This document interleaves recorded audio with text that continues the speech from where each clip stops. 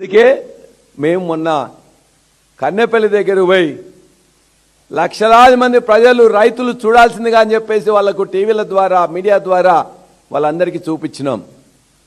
గోదావరిలో 1,00,000 క్యూసెక్కుల నీళ్లు పోతున్నాయి. దాన్ని నింపుకోవడానికి మన యొక్క రిజర్వాయర్లు నింపుకోవడానికి అన్ని రిజర్వాయర్లు నింపుకోవడానికి కావాల్సిన నీళ్ళు ఇవాళ ఎత్తిపోయడానికి కావాల్సిన వ్యవస్థ ఉన్నది. ఏమంటున్నారు?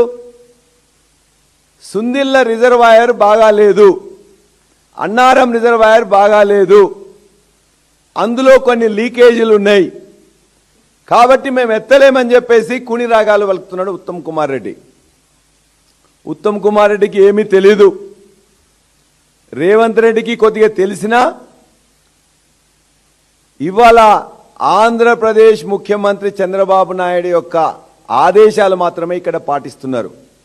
ముఖ్యమంత్రి రేవంత్ రెడ్డి కాదు, ముఖ్యమంత్రి రేవంత్ రెడ్డి ఏమన్నా కొద్దిగా అటు ఇటు చేస్తే వెంటనే తన యొక్క మనిషి ద్వారా మొత్తం కూడా కంట్రోల్ పెట్టుకున్నారు.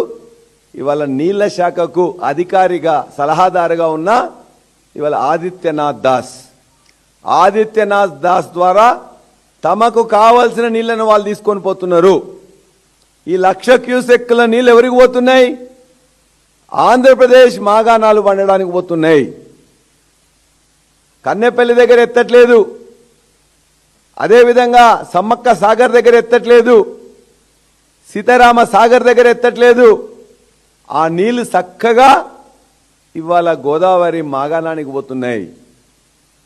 ఎవరి ఆదేశాల ప్రకారం? చంద్రబాబు నాయుడు ఆదేశాల ప్రకారం. ఎవరి ద్వారా పోతున్నాయి? ఆదిత్యనాథ్ దాస్ ద్వారా. మరి ఇక్కడ అధికారులు ఏం చేస్తున్నారు? వాళ్ళ అధికారులకు ఇప్పుడు ఏమీ మాట్లాడే శక్తి లేదు.